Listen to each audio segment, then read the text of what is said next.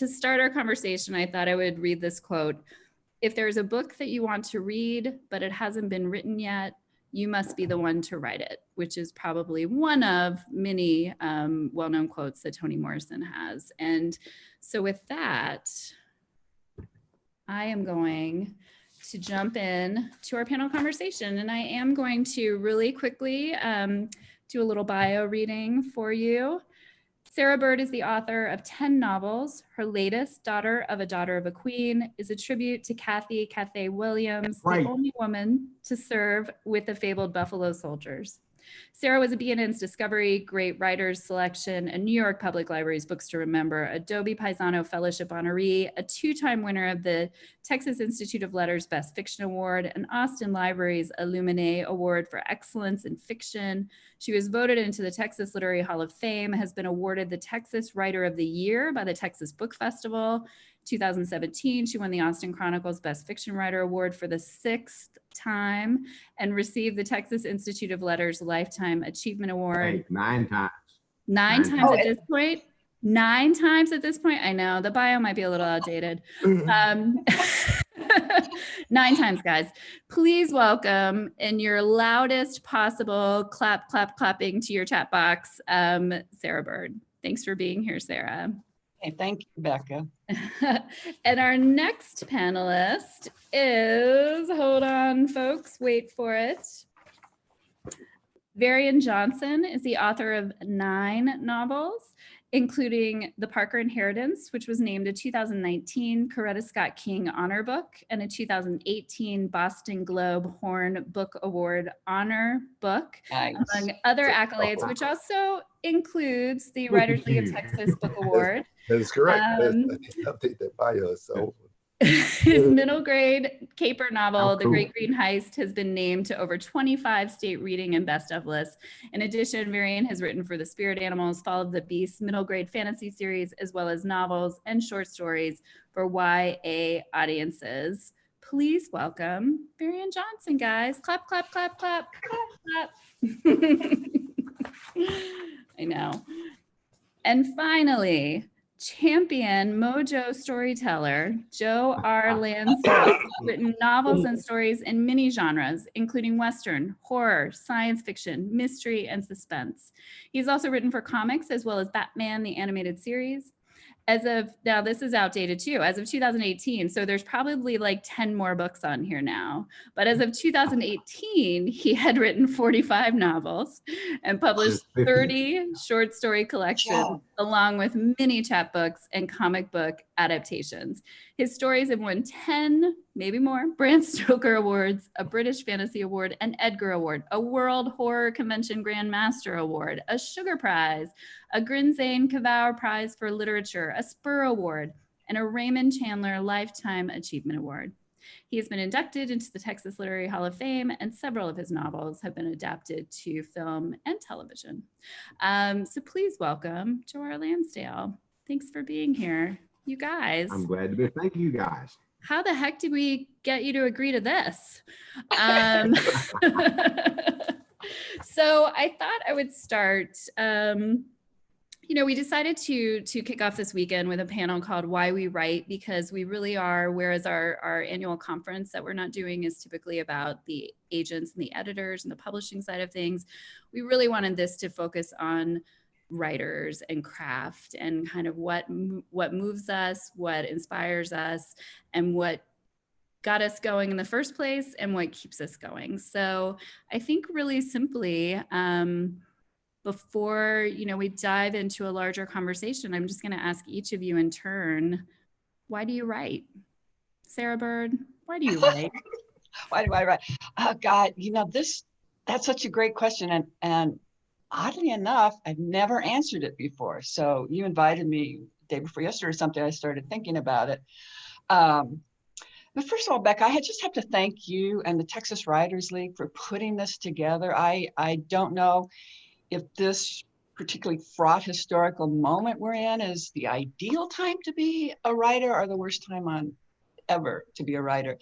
I mean, I'm sure I joke about how, sit at home and work and don't see people. yay, I've been practicing for this for 45 years. I think I've got this down.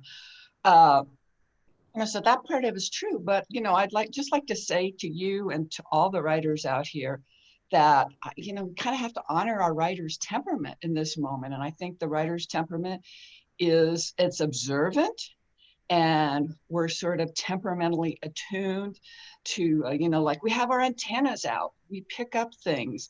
And I personally don't know many writers who aren't fairly high anxiety people.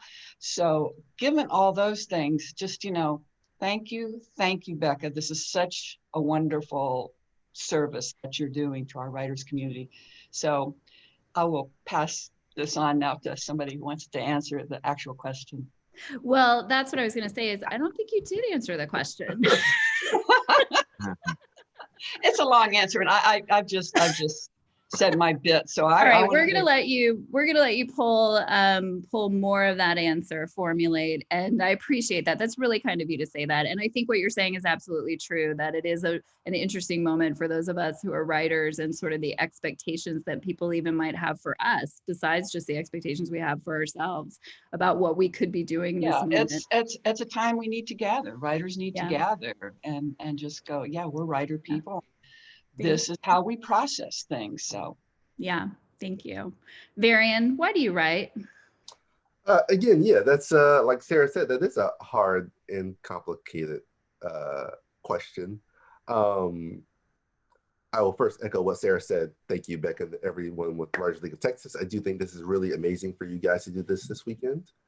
And it does get back to kind of why we write. I think as I get further along in my career, my first book was published 15 years ago. And I have seen the difference between Varian Johnson, the writer, and Varian Johnson, the author. And I think the author, Varian Johnson, has to do a lot of things to support a book, to support my job, speaking, marketing stuff, all the stuff along with writing. But, at my purest form, I'm a writer, and I write because I have to. I write because I am trying to work something else out in the world. When I'm writing a first draft, I almost always say that first draft is for me. It's mine and mine alone, and no one else will ever look at it. I get to own that draft. It's just mine. And then I start changing it for my audience or whatever other factors are out there. But at its base level, it is me trying to figure out what I want to say and the best way to say it. And that could be something deep, that could be something entertaining, it could be a mix of both. I don't think it has to be some big, manifesto about what we're trying to say all the time. But I do think it's for me that first time. And I think I have the right to say that first draft, that first start is me trying to figure something out or trying to say something. And then it morphs into something else, maybe. So I guess I write because I'm trying to figure stuff out, maybe. Maybe that's or something along. I write it because I want to. I write it purely for selfish reasons for the first draft. I think I'll say it like that. Okay. Thank you. Yeah. Joe, how about you? Well, I think I would call it like a happy compulsion. When I was a kid and I discovered comic books, the world was black and white until that time. And when I read those, color kind of poured into my world. And, I was always happy, and I don't think of myself as high anxiety. I may be one of the rare ones, and I may be fooling myself too, who knows. But as for me to write it is that I think I write for me. I write like everybody I know is dead. When I write, I'm not writing for anyone else. I just don't. And when I get through, I have fuck the reader. That's my view. When I'm writing, I'm writing for me. When I get through, then I hope the readers like it. That's when I would hope. But I'm not going to change it for the reader. I'm not going to change it for the editor if they're wrong. However, if the editor makes a good point, I'm all over it. I'm willing to make that change.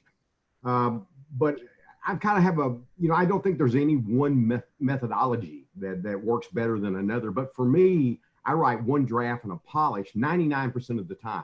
The novel I'm working on now is a little bit peculiar. It's not going quite that way, but I've been writing now for 47 years, selling now for 47 years. I've been writing, ever since I was 4, trying to write comics.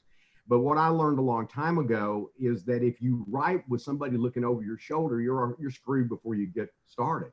Mm-hmm. And you may even do something well, but I want to do something well that I'm happy about. And I have pulled books. I have passed on things. I have refused to make changes, but I have also made changes when I thought they were right. I have done what I think is best for the story and for the book, because the book is mine. It's mine. Now, does that mean I don't care about the reader? Not at all. But I don't mean that. But when I'm creating, I don't care about the reader. When I get through, then I'm hoping, oh my gosh, I hope they like it, But I've always felt about reviews, I've been very fortunate in those overall, but I've always felt that people get too wrapped up in that, because if you believe the good ones, why don't you believe the bad ones? And so it seems to me you've got to enjoy the good ones for the lie they might be or the truth they might tell. I don't know. It depends. In the same way with the bad ones, I've read them and went, ooh, that one's right. I agree with that one. That hit home. I felt that. Or sometimes the good ones will review you positively for something you didn't do or something that you don't feel. And sometimes the bad ones will nail you, So you've got to have confidence in yourself, because everything you write is not going to be a jewel, no matter how hard you work at it. If you're a professional writer who produces a lot of work or feels compelled to produce a lot of work, I really don't have to write as much as I do, but I want to. I enjoy it. I have stories to tell. I have novels I want to construct. I have screenplays and scripts and comics and all of those things. And I don't know why anybody would ever become a writer and I don't mean this Varian, what you were saying, you write for the reader first, and I think that's fine. I mean, that works for you, but I'm talking about me, because I'm taking the selfish point of view. I'm talking about me, is that for me, why would I get up in the morning if I was just going to go to a factory or a foundry, which is how it would be for me. I'm not suggesting it's that way for anyone else, but I worked in aluminum chair factories and I worked in the rose fields, and I feel like the luckiest person in the world, and I certainly don't feel like I crucify myself every day to do this. I think, how the hell did this work out? They're paying me to do this, and I'm getting paid quite well now. How did that happen? Well, and I appreciate you saying that, because I was, of course, when you decide to title a panel "Why You Write," Why We Write, the best thing you can do is just Google "Why We Write" quotes and find a lot of people who say a lot of different things that you can use throughout it. And one of the things that did occur to me as I was reading a lot of those quotes is the idea of where the reader factors into that "why we write." And I would love to go back and ask both Sarah and Varian where the reader is in your mind. Just expand a little on that when you're writing. Well, since I fluffed my first time around and didn't actually address the question, I'll take a pass at it right now. So this, as I said, I'm shocking. I never really dove down. And actually this pandemic has sort of crystallized why I write to me, because, and I'm sure this is probably the same for Varian and Joe, it's changed throughout my life. But it's also kind of an essential question for certainly all writers to ask. And it's a little bit of your defense against, the doubters that you're surrounded by. Why do I write? You have to understand why you write. And you not everybody's going to believe in your path and your journey. And those non-believers may be family members. Could be. And, and then there'll be days that everything you write is total crap. And you go like, this is a delusion. I am a delusional person. I am not a writer. So actually, seriously, I was really thinking about why I write. And it's changed. It's changed throughout the years. I would say at the beginning, I didn't really have the confidence. I envy you, Joe. Being a girl, I think confidence is always a little thing. But but I didn't really have the confidence to say I'm a writer. And so I was writing and earning my living as a writer, you know, and so I would say, you know, I can do this thing. I can sell stories and I can sell things here and there and I can pay my rent. And so I would have said, I write for money. And then, you know, then kind of dawned on me, hey, actually, I'm a writer, you know, like, and why am I doing this? This is about the time that I got into journalism. And at that point, my real motivation, and I had moved to Texas, and I was just kind of electrified by this bizarre state. And so my motivation was, they're not going to believe this shit. You know, I just have to write about, you know, these frat boys living in houses like something out of Terra. And, you know, to me, it was just landing on another planet. It was Alamo House, right? Yeah. Love it. It's just like, what is going on here? And, you know, I kind of like almost had to, am I really seeing what I'm seeing? And so that was, you know, that kind of sped me forward on a lot of books.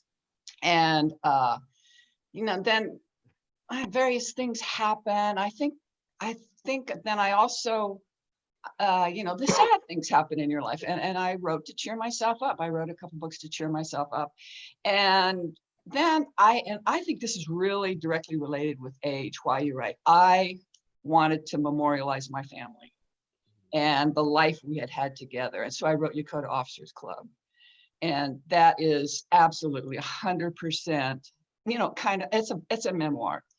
And it's about the experience I had with my family, and I just didn't want it to be forgotten, and I wanted to honor them. And so that was a huge motivation. Then after that, you know, I think it's also a function of age. I just became, you know, you go through life, I believe, and the big question is, where am I going? What will happen next? And then you hit an age, and it's like, where did I come from? Who, you know, where? And so I started looking into that, and that sort of drove me. In my last book, Daughter of a Queen, about the only woman to serve in the Buffalo Soldiers, and I heard that story over 40 years ago. So the reason I wrote that book, it was just a calling. You know, I mean, I just felt like I would not have fulfilled my purpose on earth if I didn't write that book. And then I would say now, at this moment, and that, you know, this pandemic has distilled so many things. I think it's put so much stuff into perspective for so many of us. And so I finished that book, and actually I finished the novel that I was working on, you know, my 11th novel, and sent it in. And then, you know, this kind of moment I was going, well, do I need to write again? Is this making me happy? Is it, you know, it's a changed world. All my beloved independent bookstores they're a little bit in trouble. And just, so, you know, I'm 70 years old. Do I need to do this anymore? I've got a pension. My husband's got a pension. And then for a few days, I was like, yeah, I'm just going to read. I'm going to watch a lot of Netflix. It's just going to be a fabulous life. And then I think I got to the bottom of it, is that I would be mentally ill if I don't write. So, I mean, seriously, you know, it's like the rats in the cage trying to like clawing in my brain. It's like, oh, gotta let the rats out or they're gonna eat my brain.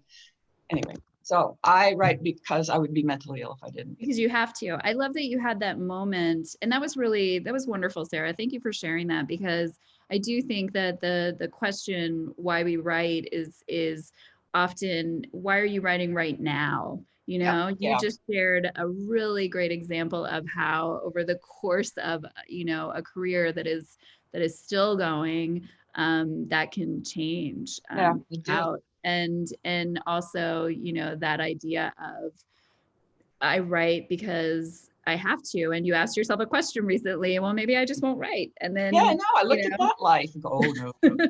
I also want to say that I love what you said earlier about owning the phrase, I am a writer, because that's also something that we see a lot. And I agree with you. I think for women too, especially, that owning any, you know, declarative sort of phrase can sometimes be difficult. But I do think for everybody that there's something about the idea of saying you're a writer that feels like, oh wait, no, people who have books on bookstore shelves Yeah. are writers. Like Yeah. I've just written 10 unpublished manuscripts. I'm not a writer. But reminding people to own that. I really appreciate that as well. Varian, I want to come back to you, because I do think, and especially you're writing these wonderful stories that are for kids, right? And so you have to be thinking about the reader, right? Because it's a very different reader. Well, that's not true. Adults read your books and love them as well. I will say personally, I know that. But can you talk about just, I don't know, the calling to write for kids? Like, it feels almost like in some ways the children's book writers among us are sort of doing a really important job. And I would love to hear your perspective on that as a writer. Okay, I have a few thoughts on this. I think, I mean, I love my job as a writer for kids and young adults. Are we doing as holy as of a job as anyone else? That could be debated. I don't know that as much, but I do think when you decide, I would ask for most people, when you decide to write for children and young adults, you have to think that your book is for children and young adults. So at some point, you're going to have to consider the reader. And that means a lot of different things. I think sometimes folks not really understanding what we do will say, okay, so that means you've got to make sure it's safe. You got to take out all the bad stuff. I'm like, no, that's the total opposite of it. It doesn't necessarily mean that nothing happens in the book or nothing interesting or there's no danger or we don't discuss troubling topics.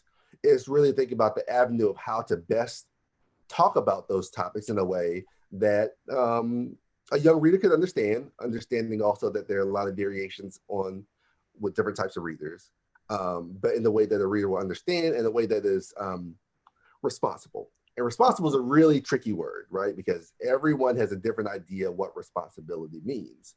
So at the end of the day, you really got your own barometer, and then the barometer of your editor, some folks in the publishing house to kind of help you with that. And then there are times you push back and times you kind of let go. But let's take the Parker Inheritance, for instance. The Parker Inheritance is a book written for the middle grade age range, 8 to 12-ish, 9 to 14-ish, somewhere in there. So the book has to be written with that sensibility in mind that a reader that young may be reading it, while also knowing that adults will be reading it as well.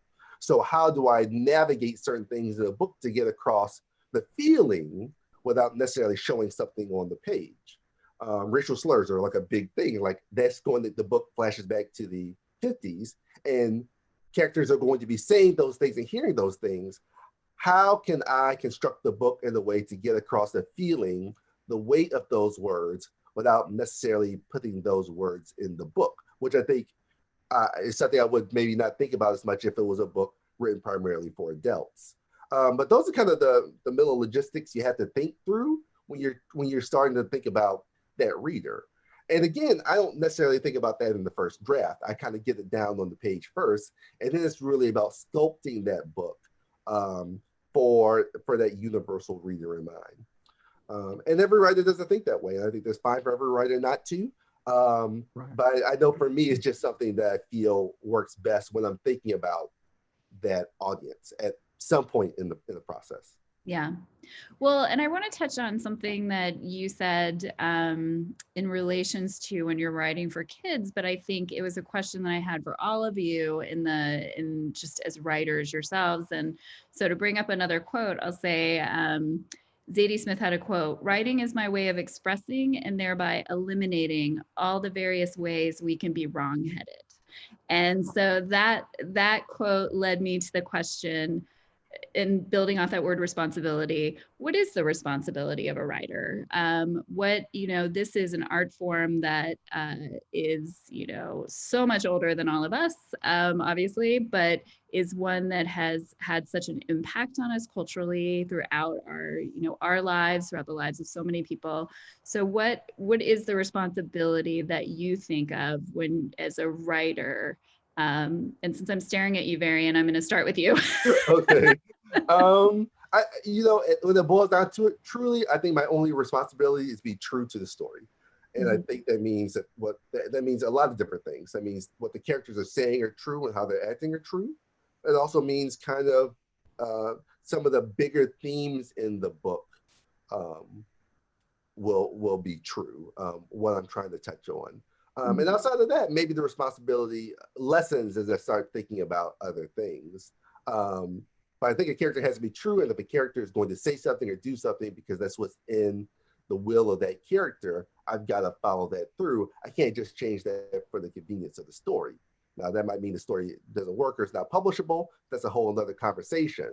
But my own litmus test is it true? And that's kind of almost always where I start with before other things kind of seep into it. Awesome. Thank you. Joe, what about you? What is the responsibility? What responsibility comes with being a writer? I think Varian said it when he said it had to be true. I think that's a big responsibility of the writer. I think that we're going through a period in literature where we're getting a lot of newer voices or voices that didn't get the share of the pie that they deserve. But I also think we're going through a sort of cancel culture that has gone amok because, people want to cancel things like Huckleberry Finn or To Kill a Mockingbird, the books that enlighten me, that open my mind, living in the deep South, at the 1950s and 1960s. Those things are important, and Varian said it too. There are certain things that if you're going to discuss race in the past, especially, sometimes you have to address things that are uncomfortable. They're uncomfortable to me anyway, but I write them because I want to have the impact. I want to have the positive impact. Now, there's always going to be somebody that's going to read your work in a certain way, or I'll get a letter once in a while. You use this word in this book. I did exactly, but did you read the book? The book had a purpose for that. I don't go around saying those kind of things to people or about people. And it seems obvious to me that if I'm writing a book about racism, it has to include the ugly aspects of racism. When I wrote a book, and by the way, Sarah, you wrote a book I was going to write, and I'm mad about it, but you did it better than I could have done it. When I read it, I thought I couldn't have done that well. What book? But that same character interested me, and I thought, I bought a book on that character at the Buffalo Soldier Museum in Houston, which is where I got it anyway. But anyway, I wrote a book called Paradise Sky, which was based very loosely on Nat Love. Nat Love was a black cowboy, and he wrote a memoir. And it's not exactly the truth, and it's not exactly a lie. It's a dime novel, which is somewhat like all of the Wild Bill Hickok, Buffalo Bill, all these people had these crazy novels or memoirs, supposedly memoirs. I think in this case that it was actually an attempt by Nat to put himself in that same construct, which I loved. And I read that book back in the, I guess, late 70s, early 80s. And I thought, my God, this guy is incredible. I would like to at least base a novel on him. And so I began to do research on Buffalo Soldiers and black marshals, people that, I didn't hear about growing up. And we're talking about late 70s, early 80s. You watch the Western on TV. Yeah, the black guy was always a cook or was sweeping up somewhere. And you started reading this, you think, my gosh, these guys are the ones that held the frontier together, There you go. And they were the ones that did the Indian fighting, bad or good, whatever way you want to look at that. And here, the first people up San Juan Hill were the Buffalo Soldiers, and then that kind of got written out. But the evidence is more than overwhelming. Right. And marshals like Bass Reeves, who was a black marshal in the late 1800s, and who probably was probably the most feared marshal of anybody, and may have been the influence of the Lone Ranger, depending. Well, and but I wanted to write this yeah. book. I'm sorry, let me finish this and I'll shut up. Sure. I wanted to write this book really bad, and I went to the publisher and I said, look, I really think this is a great story, but I want to include all of these Black characters and all of this historical aspect, and not, you know, give it the whitewash, literally. And they said, well, Black people don't read, and we don't know that white people want to read about Black people. And this was the early 80s, and I was like, what? And so I didn't get to sell it then. But in the 90s, they had a more politically correct view. They said, we don't know who our readership would be. And again, I was, you know, I knew what they were saying. Well, I think you're speaking to, a big problem in that's sort of coming to the forefront right now in publishing today. And, yeah, but in the 2000s, I did write that book. It won the Spur, and so many Black readers have read it and have been excited about it, which makes me feel good. But I wrote it by my own feelings about this, and you know, I grew up in a racist society. I grew up and saw things that I don't even like to think about. I didn't see anything like lynching or anything like that, but just the mistreatment and the humiliation of people because of the color of their skin. Not only just separate water fountains, not only separate bathrooms, things like that, but these things that are humiliating to human beings. And it's not, for me, it's not white guilt, it's human guilt. It's the idea that we as humans have a responsibility to, maybe, you know, you don't have to do it all the time. It's like Varian said, sometimes, you know, you're not trying to, you know, kick it over the moon all the time, but we do have a responsibility when we write about these things to write about them honestly and with passion, because it is the most important thing going on in the world. And it's not just here, it's everywhere. I mean, I go to Italy and they'll say, well, you know, how terrible how Black people are treated in the US. I say it is, but I don't see a Black face in this audience. Not one, you know, and there are Black people in Italy, you know. So you start finding these things, they build up inside of you like water on the stove, you know, and when the steam starts to come out, you have to write. Yeah. I think you said a lot there. I think especially, that idea that, well, as the responsibility of a writer to find stories that haven't been told, to share stories that they're passionate about, to push back against a publishing industry that is not necessarily, is not at all recognizing a lot of the things that they should be recognizing in terms of voices. They're doing much better now. I have to say they're doing much better. Just I think Varian makes me happy. They're getting a lot of understandable and really important pushback, especially in the last few years, and that is a good thing. So much of what you just said about the responsibility as writers, I think I really appreciate you sharing, Joe. So I do want to get into some questions because we're going to run out of time here, and our folks have been asking them in our question box. So here we go. Emily wants to know, how long did it take you to get your first sale? And how do you encourage writers like me still waiting to get that first one? So I'm going to throw it out there and just say, we have a lot of questions, so not everybody necessarily has to answer each one, but does anyone have a particular take on that sort of waiting for that first sale that they want to share? First thing I ever sent out, I sold. Okay. And then I sold several back to back. And then all of a sudden, this was nonfiction. And then all of a sudden I switched to fiction, and that took about 2.5 years. Okay, so 2.5 years. Varian, Sarah, what are your stories? When I started my first book, it was 8 years from when I first started the book to when it was sold. 8 years from when you started it to when it was sold. And what kept you going during that 8 years? Stubbornness. I think you really feel like you have something you have to want to say, and you at some point you have to think everybody's wrong and I'm right? You kind of have to think, all it takes is one yes. I think that's a great way to think about it when you're starting. And then you kind of realize at some point, well, maybe that one yes should have been a no too. I mean, there's lots of factors that go into it. But I think you have to really be stubborn and think, I have something that I want to say. I think if I keep working at it, someone else will want to hear what I have to say too. We're never as good as we think we are when we start. Yeah, never. No, I love that. I like this next question. I really love, and it touches on something we talked about. I teach and want to help middle and high school students see themselves as writers. They struggle with this identity, saying that writers are people who have published. How could they be writers? Any suggestions for talking to younger writers who and encouraging them? And just what do you say to the young people in your life who want to write or express themselves through writing? Sarah Bird, I'm looking at your head. Becca, I, and plaudits to this wonderful teacher and what she's doing. I can't, my experience might be kind of unique. I grew up in overseas Air Force bases. So, as little as any child growing up sees a writer. I mean, I never saw anybody that had an occupation that didn't involve a uniform. So for me, I could be a nurse or a mom.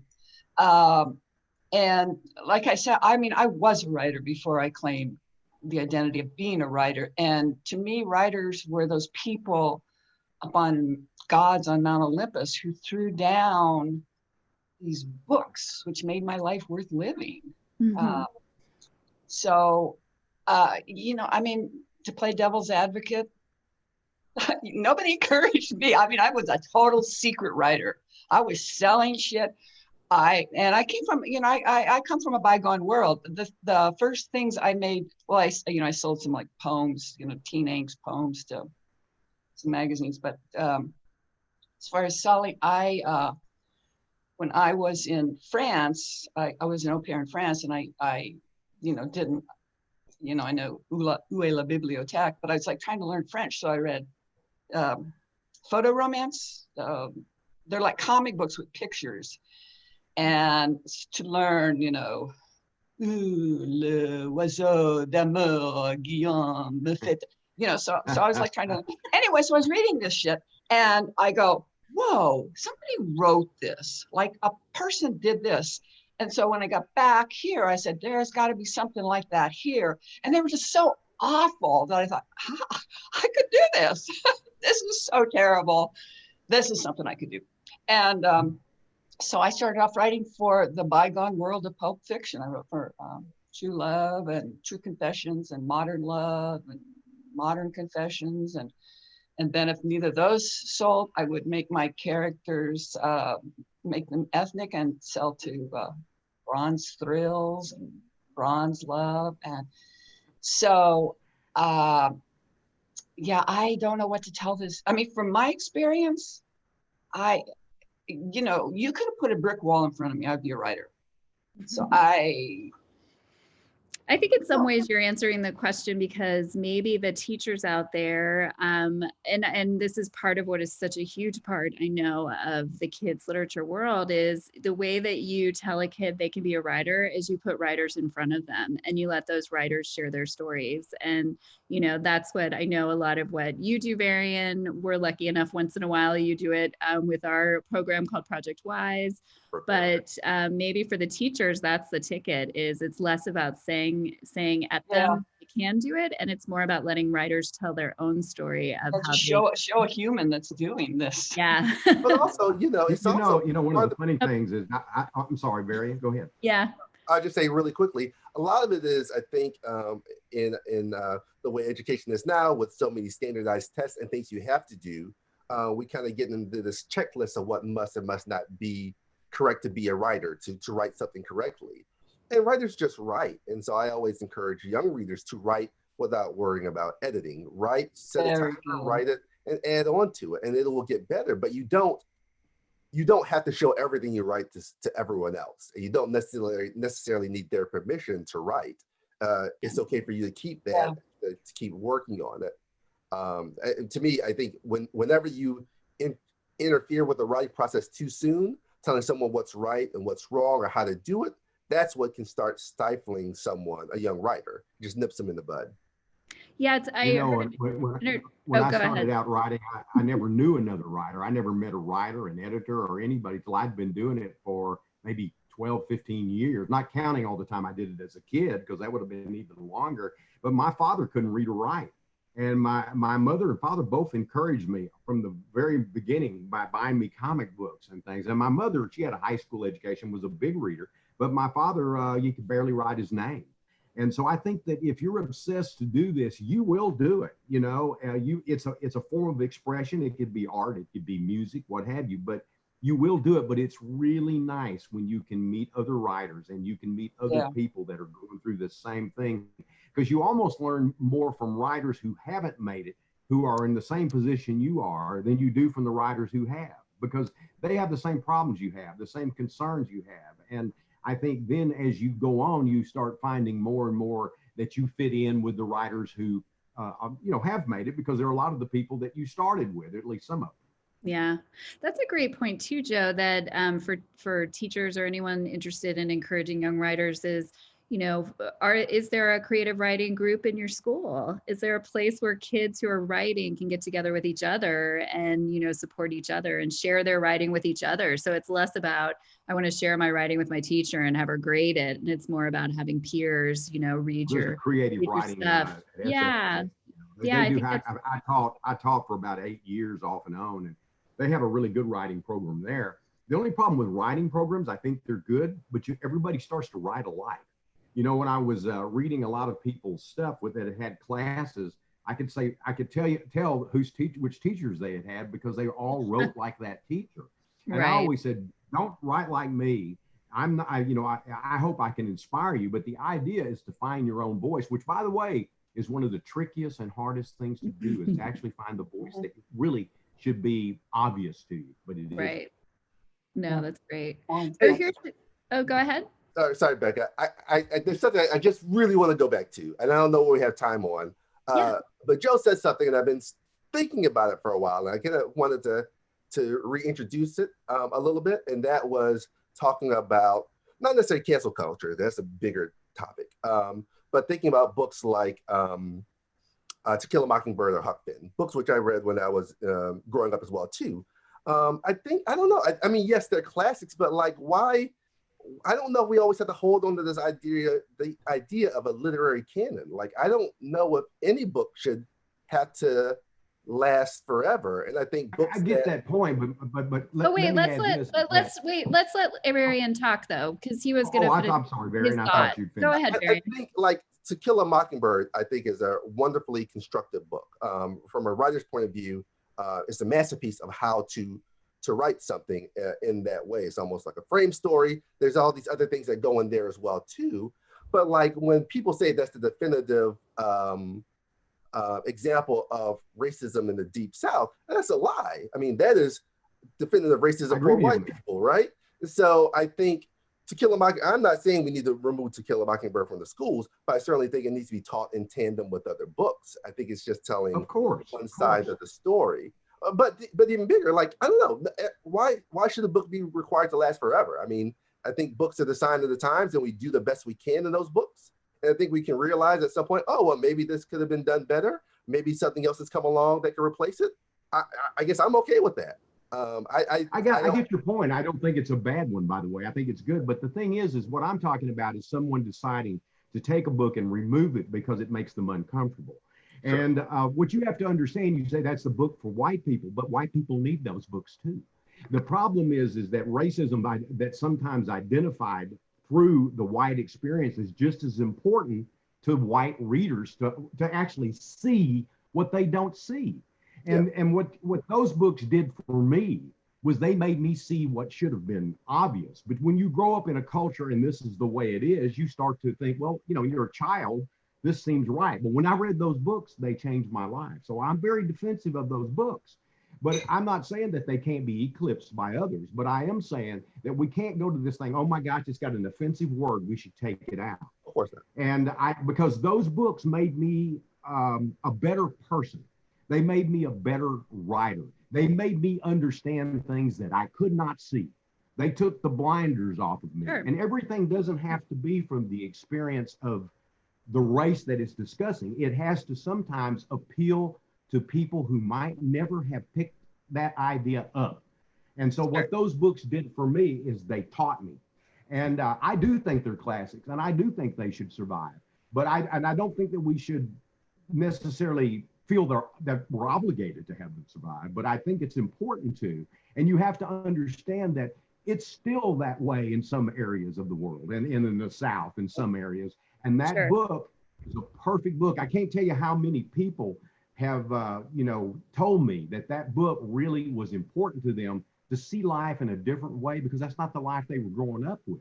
Yeah. We need Black authors to write about the Black experience, but we need white authors to write about how the Black experience was seen through their eyes, and in such a way. I'm going to cut you off, Joe. Yeah, I think no. I think it's an important conversation, and I feel like we could have this conversation for much longer than we are. I want to say that I really appreciate that you introduced it, and that we were able to hear, sort of your thoughts, and then also Varian, that you circled back to it, because I really appreciate that you brought us back to what was probably something you were thinking about, and I imagine some other folks who are listening to the conversation were thinking about it too. So I want to say that ultimately this also reminds me of why we write, which is we write to have our books talked about, and to have conversations about other, the process and stories that we want to share, and stories that have meant a lot to us, and as readers, the books and the stories that we've found ourselves in, and that have opened us up. I mean, Sarah, you said something really lovely, which was just about the books that had sort of, were your refuge growing up, and were kind of what you found and attached to, and then became a writer partly because of all of that inspiration that you got. So I just want to thank you all. This has been a really lovely way to spend a morning. And I appreciate you being here. We had a ton more questions that we did not get to, and I apologize to all of our folks out there. But please know that we'll be around all day, and you guys are going to go into genre meetings and meet all sorts of interesting people writing about all sorts of different things. But in the meantime, can we just get some clapping going in our chat box for our wonderful authors who are spending their time with us this morning? And thanks, guys. Could I add, I noticed there were some questions for me. If anybody wants to communicate with me, I'm on Facebook, and I'm sure Becca will give you my email address. Love to Gab. Sarah, do you want me to give your email address out? Yeah, I don't care. Absolutely. Yeah, and we will. I mean, the Chinese have it. I want to mention that all of our authors, we do have your bios up, and folks are going to find more information about you, but then also all of your books that are linked in our bookseller. We're supporting our indie bookstore here in Austin, Book People. We have many great indie bookstores, but for this weekend, we're supporting Book People, and we have a link in our program where you can go and buy some books from these folks. I can't recommend, honestly, every one of them enough. So guys, have a really great rest of your morning, and thank you for being here. And it looks like we might have a winner in our poll.